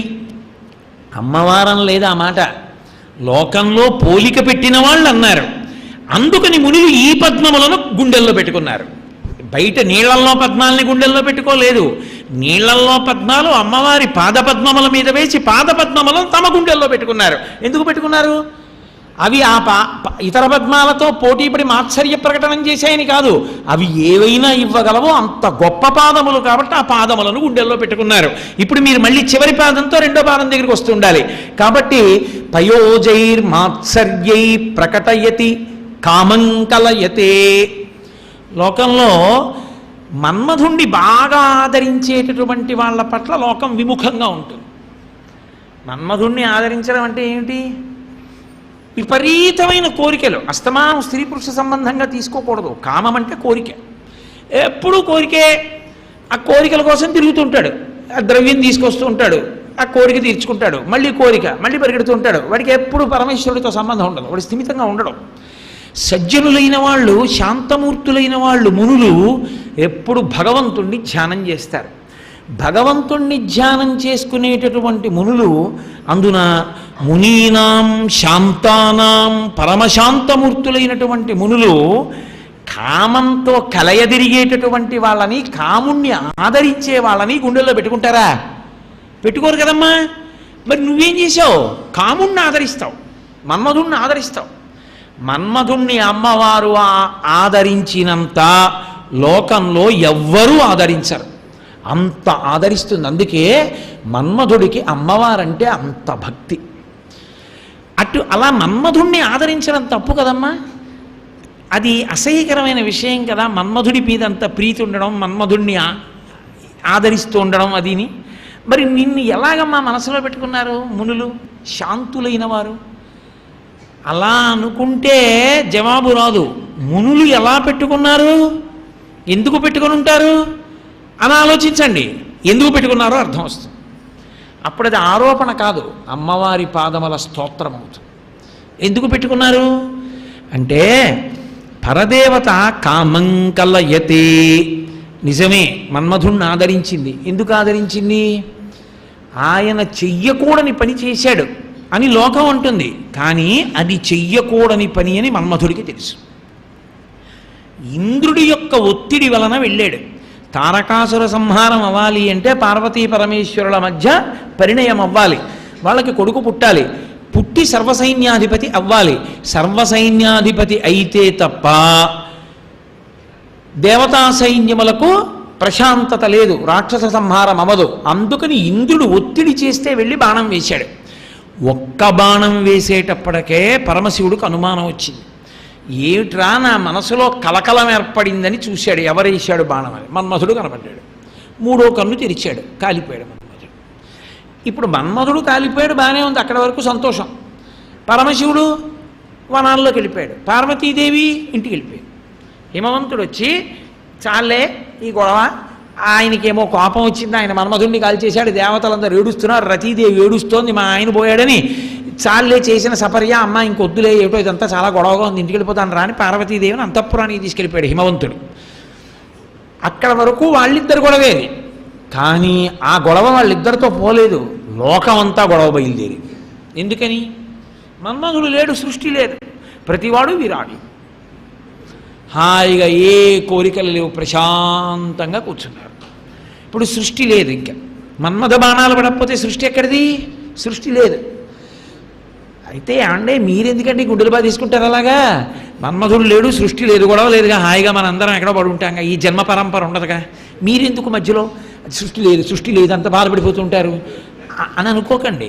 నేను ఎందుకంటున్నానంటే సృష్టి లేకపోతే ఏమవుతుందో తెలుసా? ఈ శరీరము రాదు. ఈ శరీరము రాకపోతే జీవుడు చేసుకున్న పాపపుణ్యాలు ఎలా పోతాయి? ఈ శరీరము దేనికి ఇస్తాడంటే ఈశ్వరుడు చేసుకున్న పాపం క్షయం చేసుకోవడానికి, చిత్తశుద్ధి కొరకు పుణ్యకర్మ చేసుకోవడానికి. ఇది ఉండాలి. ఇది ఉందనుకోండి, ఈ మోకాలు నొప్పెడుతోందనుకోండి, ఎప్పుడో ఏ కుక్క మోకాలు మీదో కర్ర పెట్టి కొడితే అది పడిన బాధ నా మోకాలు నొప్పితో పోతుంది. అయితే ఆ పాపం ఎలా పోతుంది? పోదు. శరీరం ఉంటే తప్ప పోదు. పాపము మానసికముగా అనుభవించి పోగొట్టుకోలేవు. పాపానుభవమునకు శరీరం ఉండాలి. పుణ్యకర్మాచరణమునకు శరీరమే ఉండక్కర్లేదు, మనసుతో చెయ్యొచ్చు. కానీ మనసు ఎప్పుడు ఉంటుంది? శరీరం ఉంటే కాదు. శరీరంతో ఉంటే మనసు కూడా ఉంటుంది. శరీరం లేకుండా మనసు ఒక్కదంతా ఎలా చేస్తావు? కుదరదు. శరీరంతో చేసి మనసుతో కూడా చెయ్యొచ్చు. దేవాలయానికి వచ్చి ఇదొక్కటి తుడిచేసి ఇంటికి వెళ్ళిపోయి అబ్బా చీపురట్టుకుని గుడంతా తుడిస్తే అని మానసికంగా అప్పుడు నువ్వు తుడవచ్చు. అసలు శరీరం ఉండాలి కదా. శరీరం లేకుండా పుణ్యం చేయలేవు. పాపమును అనుభవించేసి పోగొట్టేసుకోవాలి. పుణ్యకర్మ చేసి చిత్తశుద్ధి పొందాలి. దాని వలన జ్ఞానము అంకురిస్తుంది. జ్ఞానం వలన ఇక పునరావృత్తి లేదు, మోక్షానికి ఎడతాడు.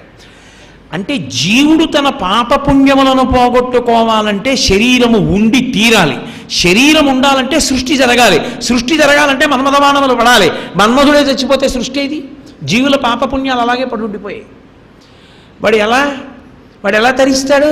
నరకంలో మగ్గిపోతుంటాడు అంతే. అలాగే ఓ శరీరం వస్తే మళ్ళీ ఏదో పుణ్యం చేసుకుని పాపం పోగొట్టుకుంటాడు అనుభవించేసి.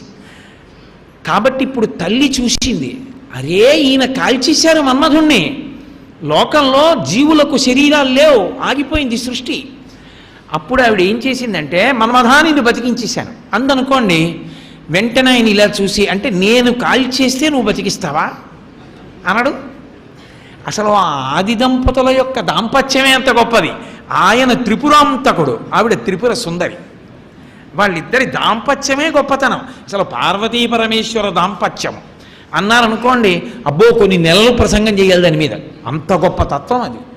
కాబట్టి నేను కాల్చేసి ఇంకా గంట అవ్వలేదా, నువ్వు బతికించేసావా అనడు. అంటే అన్నాళ్ళేండి, లోకం కోసం ఆవిడ బతికిస్తుంది అందామా? ఆవిడ మహాపతివ్రత, భర్త నొచ్చుకునే పని చేయదు. కాబట్టి ఆవిడంది, ఊరే మా ఆయనకి కనపడకుండా బతికిస్తా. శరీరం ఉంటే మళ్ళీ మా ఆయనకి ఎక్కడో కనపడతావు, నువ్వు దూర్తుడివి, నువ్వు ఎక్కడో చిలకెక్కి తిరుగుతూ ఉంటావు, ఆయన ఎక్కడో తపస్సు చేసుకోవడానికి ఎడుతూ అరే వీడెలా వచ్చాడంటారు. అందుకని నీకు శరీరం ఉండదు, నువ్వు తిరుగుతుండు, నీ పని నువ్వు చేసుకుంటూ ఉండు. కాబట్టి జీవులకు శరీరాలు వస్తాయి, సృష్టి జరుగుతుంది. మా ఆయనకి మన్మధుడు బతికాడు, శరీరంతో ఉన్నాడు అని తెలియదు.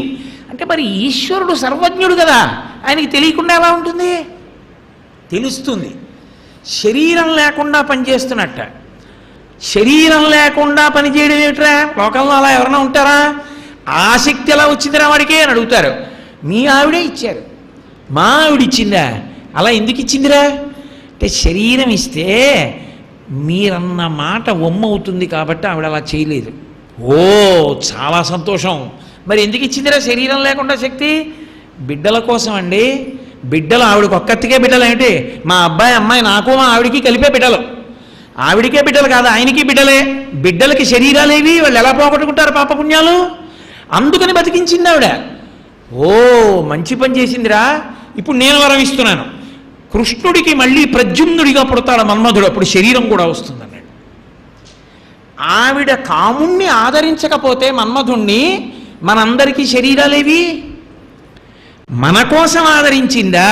తను మన్మధుణ్ణి ఆదరించిందా? తనకి కోరికల కోసం కాదు, మనం పాపపుణ్యములను పోగొట్టుకోవడం కోసం ఆవిడ మన్మధుణ్ణి బతికించింది. ఇప్పుడు అది స్తోత్రమా నిందా? స్తోత్రం అవుతుంది. అందుకునమ్మా నీ వైభవాన్ని మునులు స్మరిస్తున్నారు. అది కూడా ఎలా ఇచ్చింది? ఏదో పెద్ద మంత్రోపదేశాలవి ఏం చేయలేదు. మన్మధుని యొక్క బూది వంక చూసింది, ఇలా ఆ జీవుడి వంక ఇలా చూసింది, పరమ చిరునవ్వుతో ఒక్కసారి ఇలా చూసింది. శంకరాచార్యులు వారు అయితే అన్నారు, అపాంగత్తే అన్నారు. ఇలా చూసావమ్మా, మన్మధుడికి అంత శక్తి వచ్చిందన్నారు. ఎంత శక్తి? ధను పౌష్పం మౌర్వీ మధుకరమయీ పంచవిశిఖ వసంతు సామంతో మలయమరుదాయోధనరద తథాప్యేక సర్వం హిమగిరిసుతే కమపి కృపాం అపాంగత్తే లబ్ధ్వా జగదిదమనంగో విజయతే. అనంగో శరీరం లేని వాడికి అపాంగత్తే అమ్మవారి ఇలా చూస్తే ఎంత శక్తి వచ్చిందంటే ధను పౌష్పం పువ్వులతో చేయబడిన ధనస్సు అయింది. మరి ఏమండి, మీరేమో మొట్టమొదటి రోజు చెరుకు విల్లు మన్మధుడి దగ్గర ఉంటుంది, అదే చెరుకు విల్లు అమ్మవారి దగ్గర ఉంటుంది అన్నారు కదా, ఇవాళేమో పుష్పధనస్సు అంటున్నారు ఏమిటండి? మళ్ళీ ఇవాళ ఉపన్యాసంలో మార్చేశారు ఏమిటి ధనస్సు అనుకోకండి. అమరకోశంలో పుష్పధన్వీ అని ఉంది, అందుకుని శంకరాచార్యులు వారు వాడారు. ఆయన మహానుభావుడు కాలడి శంకర హృదయ నివాసిని శారద పలుకుతుంది ఆయన నోటి వెంట. ఆయన నోటి వెంట అబద్ధం ఎందుకు వస్తుంది? కాబట్టి ధను పౌష్పం, ఆయన యొక్క ధనస్సు పుష్పములతో ఉంటుంది మన్మధుడిది. వింటినారి తుమ్మెదలతో ఉంటుంది. మధుకరమయీ, ఎక్కడైనా లోకంలో ఓ పువ్వు ఎదురుగుండా ఉందనుకోండి, తుమ్మెద అటు ఇటు తిరిగి దాని మీద వాలుతుంది. అంతేకాని ముందు పువ్వులు ఇట్టి తుమ్మెదల్ని పిలిచి ఫాల్ ఇన్ లైన్ అన్నారు అనుకోండి, నించుంటాయా? క్యూలో ఇలా నించుంటాయా? నించో. అంటే ఎంత అల్పమైన విల్లో చూడండి, పుష్పముల చేత ముందు కర్ర ఉంటుందే అది పుష్పముల చేత. వింటినారి తుమ్మెదలు ఉంటాయా? ఇవి ఎగిరిపోతుంటాయి ఆ పువ్వుల మీదకి, పోనీ ఏదో నించున్నాయి. బాణప్రయోగం చెయ్యాలి, వింటినారిని ఆకర్ణాంతం లాగాలా? ఏమిటి లాగుతాడు? ఇలాంటి 2 వేళ్ళు తుమ్మెదల మధ్యలోంచి వస్తాయి. దానికి స్థితిస్థాపక శక్తి ఏది? అది ఎలా పెడుతుంది వెనక్కి? ఎలాస్టిసిటీ అంటామే, అది ఎలా వస్తుంది? వెళ్ళవు. పైగా 6వ బాణం లేదు, 5 బాణాలు. అరవిందము, అశోకము, నవమల్లికము, నీలోత్పలము, చూతము. ఈ 5 బాణాలు తప్ప 6వ బాణం లేదు. ఈ 5 బాణాలు పూలే. కొడితే కొట్టాడు కానీ రేపు పూజకు పనికొస్తాయని ఎరుగుపోవచ్చు. కాబట్టి ఇంత అల్పమైనటువంటి సాధనములు. పోనీ స్నేహితుడు చాలా గొప్పవాడండి అందామా? ఆయన మలయ మరుదాయో ధనరథ వసంతు సామంతో, వసంత ఋతువు ఆయన స్నేహితుడు. వసంత ఋతువు చైత్ర వైశాఖ మాసాల్లోనే ఉంటుంది. ఇంకా మిగిలిన 10 నెలల్లో స్నేహితుడు కనపడ్డాం, అంత గొప్ప స్నేహితుడు. రథము మలయ పర్వతం మీద ఉన్నటువంటి చందనపు చెట్ల మించి వచ్చేటటువంటి గాలి. ఆ గాలి దాని ఇష్టం వచ్చిన వైపు గడిపోతుంది. చూడండి, కొన్నిసార్లు ఏ వినాయక చవితి పందిరిలోనో పాటాడతారే తోటకాష్టకం వస్తుంటుంది. అబ్బా విందామని మీరు ఇలా పెట్టారనుకోండి, విదిత కిల్ల శాస్త్ర అటుపోతుంది ఇటో ఆ శబ్దం గాలికి. మళ్ళీ కరుణ వరుణ మళ్ళీ ఎటపోతుంది. కొంత వినపడుతుంది, కొంత పోతుంది. ఆ మలయ పర్వతం మించి వచ్చేటటువంటి గాలిని రథంగా చేసుకుంటే ఆ గాలి అటుపోతుంది. బాణం వేయవలసిన వాడు ఇటు ఉంటాడు. ఏం గొప్ప రథం అది! అంత తేలికపాటి రథం. పోనీ యుద్ధం చేసేవాడికి శరీరం ఉందా? శివుడు కాల్చేశాడు, అనంగో శరీరం లేదు. అమ్మా, ఇన్ని అవకరాలు ఉన్న మన్మధుడు మామూలు వాళ్ళని కాదు, ముక్కు మూసుకుని హిమాలయ పర్వతాల మీద తపస్సు చేసుకుంటానని సంసార పరిత్యాగం చేసి వెళ్ళిపోయిన వాళ్ళు కూడా ఎక్కడ మన్మథ బాణం పడుతుందో అని హడిలిపోతున్నారు. అమ్మా, ఇంత శక్తి ఎక్కడి నుంచి వచ్చిందమ్మా మన్మధుడికి? అపాంగత్తే లబ్ధ్వా, అమ్మవారు ఇలా చూసింది సార్. ఇలా చూస్తేనే అంత శక్తి వస్తే ఇంకసలు ఆ మన్మధుడి యొక్క శక్తి ఎంత అపారం చూడండి. అంటే అమ్మవారి యొక్క దృష్టి ప్రసారం వల్ల మన్మధుడు ఆదరింపబడి అంత శక్తివంతుడయ్యాడు. కాబట్టి అంత శక్తివంతుడు అయ్యాడు కనుక మళ్ళీ మనకి రుణం తీరుతోంది. ఎందుకలా? మనం పుడితే సరిపోదు పాపపుణ్యాలు పోగొట్టుకోవడానికి. స్వర్గలోక ప్రవేశం చెయ్యాలి అంటే మృకండు మహర్షి అంతటి వాణ్ణి రానివ్వలేదు బ్రహ్మసభలోకి. అపత్యదోషం అడ్డగింప అన్నారు. సంతానం లేని కారణం చేత నువ్వు బ్రహ్మలోకంలోకి రావడానికి వీల్లేదని తలుపేసేశారు. సంతానాన్ని పొందాలి. సంతానాన్ని పొంది అందున కొడుకు పుట్టి ఎత్తైన ప్రదేశంలోంచి నీటిలోకి దూకాలి. అందులో రాళ్ళవి లేవని చూసుకుని దూకితే ఆ నీళ్లు పైకి ఎగురుతాయి. అది చూస్తారు పితృదేవతలు. విడుదల చేశాను రా నిన్ను పితృరుణం నుంచి అంటారు. తనని తన తండ్రికి అన్నట్టే తాను కొడుకుని కని పితృరుణం తీర్చుకోవాలి. సచేల స్నానం చేయాలి కొడుకు పుడితే.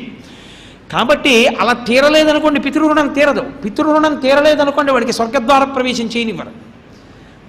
వాడి పితృదేవతలు కూడా దెబ్బతింటారు. కాబట్టి అలా కొడుకుని కని పితృరుణం తీర్చుకోవాలి అంటే మన్మధుడు ఉండాలి. మన్మధుడు లేకపోతే ఎక్కడి నుంచి పుడతారు కొడుకు? పితృరుణం ఎలా తీరుతుంది? పైగా వైదికమైన భోగం అనుభవించాలి. కామము ధర్మముతో ముడివేసి ధర్మపత్ని యందు ధర్మబద్ధమైన కామం అనుభవించి ఈ సుఖములొక సుఖములా అన్న వైరాగ్యమును పొందాలి. అలా పొందకపోతే ఇంద్రియాణి బలిష్టాని నదియుక్తాని మానద అపక్వస్య ప్రకుర్వంతి వికారాం స్థానలేకశ అన్నాడు వ్యాసుడు. త్రాచుపావుని కాలుతో తొక్కితే నా కాలు కిందే ఉంది కదా నన్నేం చేస్తుందంటే ఎంతసేపు ఉంటావు? అది తిప్పి చుట్టుకుంటుంది. భయం వేసి కాలెత్తావా కాటేస్తుంది. ఇంద్రియాలని బలవంతంగా తొక్కి పెడితే కాట్లు వేస్తాయి అదును చూసి. అందుకే ఇంద్రియాలకి కావలసిన సుఖాన్ని ధార్మికంగా ఇవ్వాలి. ధార్మిక కామము ధార్మిక అర్థము మోక్షమునకు కారణము. అందుకని పత్ని ధర్మపత్ని. అందుకనే ధర్మేచ అర్ధేచ కామేచ నాతి చరామి. వివాహంలో మంత్రానికి అదే. మనుష్యుని యొక్క సంస్కారమునకంతటికీ కూడా ఉంచుకోవడం అక్కడే ఉంది. చెలియలి కట్ట అన్నారంతే విశ్వనాథ సత్యనారాయణ గారు. కాబట్టి కొడుకుని కనకపోతే నీకు రుణం తీరదు. కొడుకు పుట్టి రుణం తీరాలంటే మన్మధుడు ఉండాలి. మన్మధుడు లేకపోతే నీకు రుణం తీరదు. ఎలా పోతాయి? పుణ్యం చేసినా వెళ్ళవు ఉత్తమ లోకాలకి. అందుకని అమ్మవారు కాముణ్ణి ఆదరించింది. అందుకని మన్మధుడికి శక్తినిచ్చింది. బాగుందండి, మన్మధుడికి శక్తినిచ్చింది. కానీ మేము సుఖాలు అనుభవించి అనుభవించి అనుభవించి ఈ సుఖములొక సుఖములా అన్న వైరాగ్యాన్ని పొందలేకపోతున్నాం. మన్మథ బాణాలకు అలా వశమైపోతూనే ఉంటున్నాం. మరి ఎలా? నీకు ఎవరు ఇంద్రియాలు ఇచ్చారో, ఎవరు ఈ శక్తినిచ్చారో ఆవిడికి చెప్పు. అమ్మవారికే చెప్పడమే. అమ్మా, నువ్వు నన్ను బాగుపడమని కళ్ళిచ్చావు, ముక్కిచ్చావు, చెవిలిచ్చావు, నోరిచ్చావు, చర్మం ఇచ్చావు. నా బుద్ధి గడ్డి తింటోంది. ధర్మ వ్యతిరేకమైన సుఖములను అనుభవించమని చెప్తోంది. అమ్మా, నువ్వే జోక్యం చేసుకుని నాకు ఇటువంటి బుద్ధి కలగకుండా అనుగ్రహించమని పరదేవత పాదముల మీద పడితే నీ బుద్ధిని ఆవిడ మారుస్తుంది. అది శరణాగతి. ఇప్పుడు నీకు ఆవిడ చేసిన ద్రోహమే ఉంది. ఆవిడ మన్మధుణ్ణి ఆదరించడం ఆవిడ కోసమా మన కోసమా? మన కోసం. కాబట్టి అమ్మా, నీవు కాముణ్ణి ఆదరించినటువంటి కారణం చేత మేమందరం కూడా అమ్మా సంతోషంగా బ్రతికి మా పాపపుణ్యములను పోగొట్టుకుని భక్తితో కూడినటువంటి కర్మాచరణము చేసి భక్తితో కూడిన కర్మాచరణము వలన చిత్తశుద్ధిని పొంది చిత్తశుద్ధి వలన పరమేశ్వరానుగ్రహంగా జ్ఞానాన్ని పొంది ఆ జ్ఞానము వలన అద్వైతానుభవమునందు నిలబడి జీవన్ముక్తులమై కైవల్యమును పొందగలుగుతున్నాం. కాబట్టి తల్లి, నీవు కాముణ్ణి ఆదరించకపోతే మాకు బతుకెక్కడది? ఇంత గొప్ప తల్లి కనుక ఆమె పాదములను మునులు స్మరిస్తున్నారు, మనసులో పెట్టుకుంటున్నారు. ఇప్పుడు ఆవిడ మన్మధుణ్ణి ఆదరించిందన్నది నేరారోపణమా? వెనక ఉన్నటువంటి పాదంతో కలిపి చూసినప్పుడు ఆవిడ లోకానికి చేసిన మహోపకారమా? మహోపకారమైంది. అందుకనమ్మా, కరీంద్రాయద్రుహ్యత్యలసగతి లీలాసు విమలై పయోజైర్మాత్సర్యం ప్రకటయతి కామం కలయతే. అటువంటి తల్లివి కనుక పదాంభోజద్వంద్వం, నీ యొక్క రెండు పాదములను ఎప్పుడు కూడా తవ తదపి కామాక్షి, ఓ కామాక్షి, నీ రెండు పాదములను మునీనాం శాంతానాం కథమనిశమస్మై స్పృహయతే. ఎప్పుడూ మునులు తమ యొక్క హృదయముల యందు స్మరిస్తూనే ఉన్నారమ్మా. అంత గొప్ప శ్రీపాదములు నీ పాదములని చెప్పడానికి ఆకర్ణ ఉన్నటువంటి పాదాన్ని ఆధారం చేసుకుని ముందు ఉన్నటువంటి పాదములను పరిశీలనం చేస్తే అమ్మవారి యొక్క వైభవ ప్రకటనము చెయ్యడానికి వీలుగా మూకశంకరుడు ఇచ్చినటువంటి అద్భుతమైనటువంటి శ్లోకం ఆ శ్లోకం. ఇప్పుడు మొట్టమొదటి పాదాన్ని పాదంగా చదివితే ఏవి నేరారోపణలుగా చెప్పబడ్డాయో అవే వెనక పాదాన్ని తీసుకుని ముందు పాదాలకి సమన్వయం చేస్తే మునులంతటి వారు అంతటి శాంతమూర్తులు ఎప్పుడూ స్మరిస్తున్నారంటే లోకమంతా స్మరించవలసినటువంటి శ్రీచరణములు కామాక్షి శ్రీచరణములే. ఎవరు ఆ కామాక్షి పాదములను పట్టుకున్నారో వాళ్ళందరికీ కూడా అభ్యున్నతి కలుగుతుంది అని మనకి చెప్పడం కోసమని మూకశంకరుడు మహానుభావుడు అంత గొప్ప శ్లోకాన్ని మనకిచ్చారు. అందుకే ఆవిడ కారుణ్యము మనకు అబ్బాలి అంటే మనం ఏం చేస్తే మనకు అబ్బుతుంది, ఏం చేస్తే మనకు అబ్బుతుంది అని బెంగపెట్టుకోవలసినటువంటి అవసరం ఉండదు. మీరు అందులో ఉండేటటువంటి రహస్యాన్ని మాత్రం ఎప్పుడూ మర్చిపోకూడదు, ఎప్పుడూ గుర్తుపెట్టుకోవాలి. ఏది గుర్తుపెట్టుకోవాలి? పదాంభోజద్వంద్వం ఆది మాట. అంభోజము అంటే పద్మం, అమ్మవారి పాదములు కూడా పద్మములే. ఇప్పుడు ఈ పద్మముల యందు నువ్వు చేయవలసిందేమిటి? ఒక్కటే, నీవు భృంగమై నిలబడాలి. నువ్వు భృంగమై నిలబడడం అంటే ఏమిటి? ఎప్పుడు నువ్వు ఎలా స్మరిస్తావు అమ్మవారిని? ఆఫీస్ ఉండదా, ఇల్లు ఉండదా?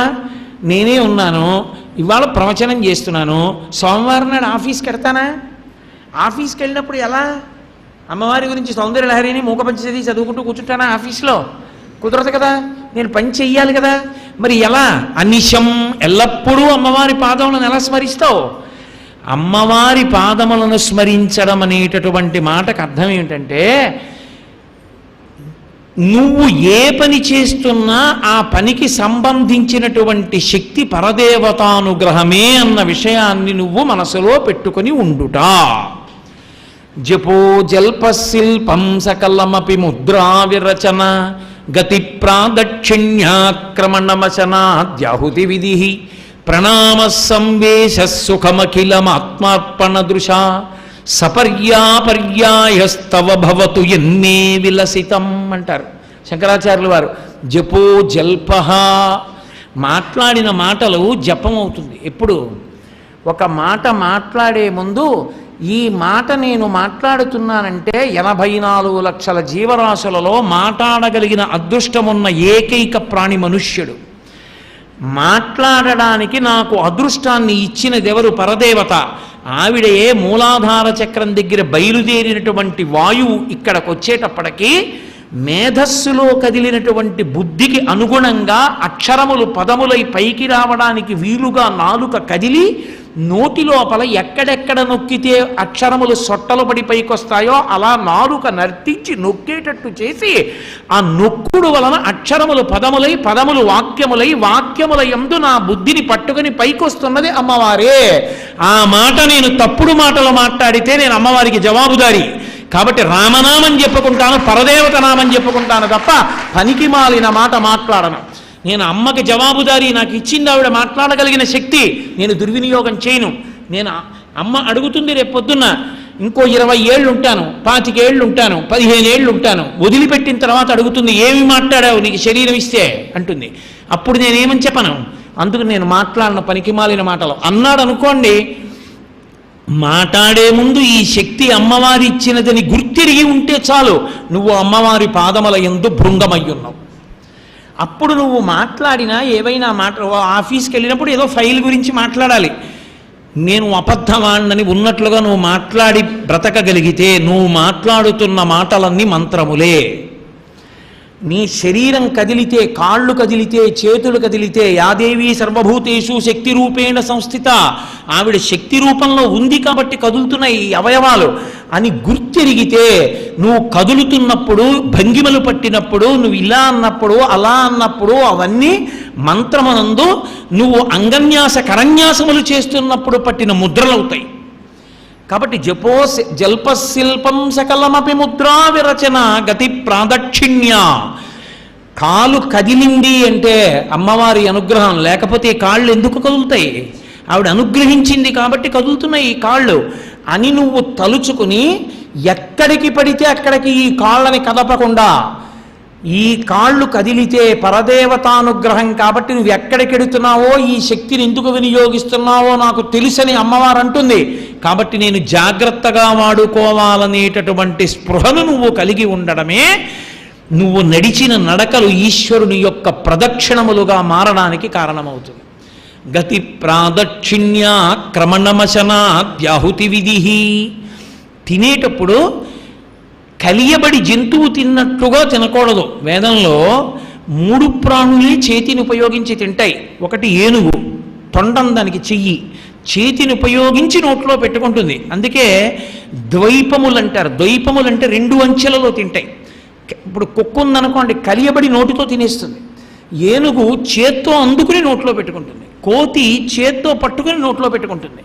మనుష్యుడు చేత్తో పట్టుకుని నోట్లో పెట్టుకుంటాడు. ఉత్కృష్ట ప్రాణులని గుర్తు 2 అంచెల్లో తింటే. ఆ 2 అంచెలలో తినగలిగినటువంటి ద్వైపముగా నేను పుట్టి ఉన్నాను. కాబట్టి నేను తినేటప్పుడు దానికి ఒక శౌచం. నేను పైన చొక్కా బనీను లేకుండా ఉత్తరీయం వేసుకుని పరమేశ్వరుడికి నివేదన చేసి, పగలైతే సత్యం త్వత్తేన పరిశించామి, రాత్రైతే ఋతం త్వా సత్యేన పరిశించామి అని పరిశీచనం చేసి లోపల ఉన్న అగ్నిహోత్రానికి హవిస్సిస్తున్నానని మృగముద్ర పట్టి నేతి అన్నాన్ని నవలకుండా మింగితే 5 మాటలు నేను యజ్ఞం చేశానని గుర్తు. అలా నేను ఎక్కడ తిన్నానో అది యజ్ఞభూమి అవుతుంది. కాబట్టి అలా ఎవడు తింటున్నాడో వాడు యజ్ఞము చేస్తున్నవాడు, వాడు సోమయాజి అవుతున్నాడు. క్రమణమశనాద్యాహుతి విధి ప్రణామ సంవేశ సుఖమఖిలమాత్మార్పణ దృశా. ఇంతేనా? నాకు ఎన్ని సుఖాలు ఇచ్చావో, కార్లు ఇచ్చావు, ఇళ్ళు ఇచ్చావు, మాట్లాడే శక్తినిచ్చావు. అమ్మా, నీకు చేస్తున్నటువంటి నమస్కారమే నేను చెయ్యగలిగిన కైంకర్యం. నిద్రపోయే ముందు 11 మార్లు శివనామం చెప్పి నిద్రపోతే ఆ నిద్ర సమాధి. నిద్రా సమాధి స్థితి సంచార పదయో ప్రదక్షిణ విధి స్తోత్రాన్ని సర్వాగిర యజ్జత్ కర్మ కరోమి తత్తదఖిలం శంభో తవారాధనం అంటారు మానస పూజలో శంకరాచార్యులు వారు ఇదే శ్లోకాన్ని మార్చి. అటువంటి స్థితిని కలిగి ఉండి నిరంతరము నాలో ఉన్నటువంటి శక్తులన్నీ అమ్మవారిచ్చినవే అని గుర్తుపెట్టుకుని అమ్మవారికి ఆగ్రహము కలగని రీతిలో ఆ శక్తిని ఉపయోగించుకుంటున్నవాడెవరో, అమ్మ చూస్తోందన్న జవాబుదారీతనంతో బతుకుతున్నవాడెవడో వాడు పదాంభోజద్వంద్వం, అమ్మవారి యొక్క శ్రీచరణములనబడేటటువంటి పద్మముల యందు వాలి ఉన్నటువంటి భృంగము వంటి వాడు. 5 జ్ఞానేంద్రియములు, మనస్సు 6ంటితో 6 కాళ్లతో షట్పది అయి అమ్మవారి పాదముల. బాబు నువ్వులే, అతన్ని లేపేసేయండి, బయటికి వెళ్ళిపో, నువ్వు బయటికి వెళ్ళు, లే బయటికి వెళ్ళు, బయటికి వెళ్ళు, నువ్వు బయటికి వెళ్ళిపో. బుద్ధిహీనుడా. హరి ఓం. పదాంభోజద్వంద్వం తవదపి కామాక్షి. అమ్మా కామాక్షి, నీ పాదములనేటటువంటి పద్మముల యందు నేను భృంగమై నిలబడాలి. అంటే నిరంతరము నేను నీ పాదములలో ఉండేటటువంటి మకరందమును పానము చేయగలిగినటువంటి వాడినై ఉండాలి. నాలో ఉన్నటువంటి ఏ శక్తి అయినా అది పరదేవతానుగ్రహమే అన్న భావన నేను పొందినవాడనైతే ఆనాడు నేను అమ్మవారి యొక్క పరిపూర్ణమైనటువంటి కృపకు పాత్రుడనైన వాడను. తప్ప పూజామందిరంలోనే ఉండిపోమ్మని కాదు దాని ఉద్దేశ్యం. ఎప్పుడూ అమ్మవారిని స్మరించుట అంటే నీలో ఉన్న ఏ శక్తి అయినా ఆవిడ అనుగ్రహమే అని జ్ఞాపకము పెట్టుకొనుట. కోటేశ్వరాలు మీరు చాలా బాగా చెప్పారండి అన్నారు అనుకోండి ఎవరైనా, అమ్మా చూసావా ఏమంటున్నారో, నువ్వు యశస్విని, కీర్తినిచ్చేదానివి, నీ కాళ్ళు పట్టుకున్నాను కదూ, నీ కొడుకుని కదూ, నీ కొడుకుకి పేరు వస్తే నీకు సంతోషం, ఏ తల్లి కన్న బిడ్డో అంటారు కదూ, అందుకని నా చేత మాట్లాడించి చాలా బాగా మాట్లాడన్న కీర్తి నాకు కట్టబెట్టావా, అమ్మా నీకు నమస్కారం. నువ్వు మాట్లాడించకపోతే ఎక్కడి నుంచి మాట్లాడినమ్మా? ఉపన్యాసానికి కూర్చున్నప్పుడు పెగల్చుకున్నా కంఠం లేదా? ఆనందంతో మాట్లాడడం మొదలు పెడితే కంఠం వచ్చిందా? అమ్మా ఏమనుకోవాలి ఇది? ఇప్పుడు మంగళం చెప్పానా, మళ్ళీ మాట రాదా? ఎక్కడి నుంచి వచ్చింది ఆ మాట? ఎక్కడి నుంచి పలికింది? పరదేవతానుగ్రహం. అసలు ఉపన్యాసం చెప్తాననుకున్నానా? 15 నిమిషాలే మాట్లాడతానన్నాను. ఒక శ్లోకాన్ని ప్రతిరోజు చెప్పినంతసేపు చెప్పడానికి వీలుగా కంఠం విచ్చుకుందంటే ఎక్కడదా శక్తి? ఎక్కడి నుంచి తీసుకొచ్చి చెప్పను ఉదాహరణ? అదే పరదేవతానుగ్రహం అంటే. అమ్మా 7 రోజులు ఉపన్యాసం చెప్తానని మాట ఇచ్చి కంఠం లేక ఒక రోజు ఉపన్యాసం చెప్పలేకపోయానమ్మా అని రేపు సంధ్యావందనం చేసి ఏడుస్తానేమోనని, ఏం పర్వాలేదులే నీతో మళ్ళీ 8:30 వరకు మాట్లాడిస్తాను, బెంగ పెట్టుకోకు, ఆ 2 గంటలు కంఠం ఇచ్చేస్తున్నాను, ఇంటికి వెళ్ళాక పడుకో, మాట్లాడకు అని నా తల్లి నన్ను అనుగ్రహించి కంఠం ఇచ్చి మాట్లాడించలా? కంఠం నాదైతే ప్రారంభంలో అలా ఎందుకుంది? కంఠం నాది కాకపోయిన కంఠం అయితే పరదేవతానుగ్రహం లేకపోతే కంగుని ఇప్పుడు ఎలా మోగింది? అదే ఈశ్వర కృప అంటే. కాబట్టి ఆ తల్లి అనుగ్రహం ఉంటే ఏదైనా జరుగుతుంది. ఆ తల్లి అనుగ్రహం లేదా ఏమీ చెయ్యలేడు. ఇంకింతకన్నా ఉదాహరణ నేను ఎక్కడి నుంచి చూపించను. దాన్ని మూకశంకరులు అంత అద్భుతంగా చూపించారు. అమ్మా ఎలా మరిచిపోతావమ్మా నీ ఉపకారాలు? తిన్నది జీర్ణం చేస్తున్నావా? తాగింది వంట పట్టిస్తున్నావా? అమ్మా శక్తి స్వరూపిడివి కాబట్టి ఎప్పుడూ నీ పాదపద్మముల యందు నా మనస్సు భృంగమై నిలబడాలి. అలా నిలబడేటట్టుగా నన్ను అనుగ్రహించు. నేను కూడా మునీనాం శాంతానాం కథమనిశమస్మై స్పృహయతే.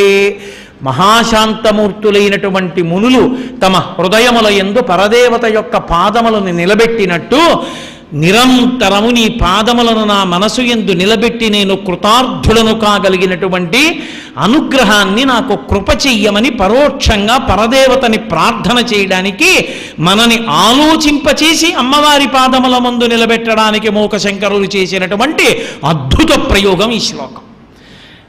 కాబట్టి నేను అనుకోవడం, నేను ఇవాళ కూడా మీకు చెప్పవలసింది చెప్పేశాను భగవంతుడి అనుగ్రహంతో. రేపటి రోజున ఈసారికి నేను చేస్తున్నటువంటి ఉపన్యాసాల్లో ఆఖరి ఉపన్యాసం కాబట్టి రేపు పరదేవత నా చేత ఏది పలికిస్తే అది పలుకుతాను. ఇవాళ మా శేష్ వచ్చాడు, మా యాపిల్ స్వామి వచ్చారు, వీళ్ళందరూ వచ్చారు, పరమ సంతోషం.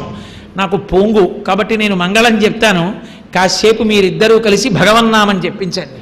వాళ్ళు రమించిపోతూ చెప్పిస్తారు ఆ రామనామం. అవి చక్కగా కాసేపు నువ్వు కాసేపు ఆయన భగవన్నామని చెప్పించండి. మంగళాశాసన పరై మదాచార్య పురోగమై సర్వైశ్చ పూర్వైరాచార్యై సత్కృతాయాస్తు మంగళం.